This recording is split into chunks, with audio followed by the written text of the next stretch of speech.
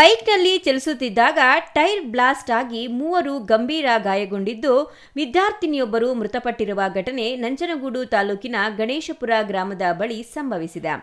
ನಂಜನಗೂಡು ತಾಲೂಕಿನ ಮಡುವಿನಹಳ್ಳಿ ಗ್ರಾಮದ ಮಹದೇವಸ್ವಾಮಿ ಎಂಬುವರ ಪುತ್ರಿ 16 ವರ್ಷದ ಸಿಂಚನ ಮೃತ ದುರ್ದೈವಿ.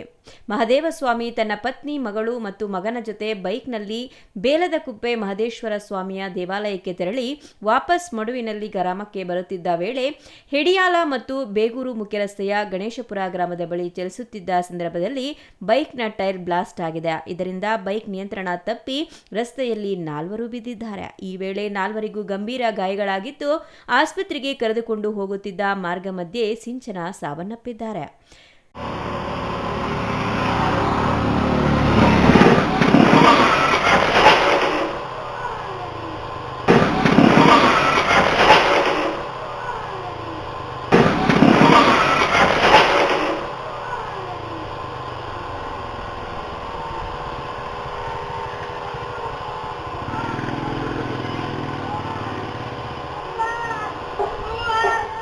ಸಿಂಚನ ಎಂಬ ವಿದ್ಯಾರ್ಥಿನಿ SSLC ಪರೀಕ್ಷೆ ಬರೆದು ಫಲಿತಾಂಶಕ್ಕಾಗಿ ಎದುರು ನೋಡುತ್ತಿದ್ದಳು.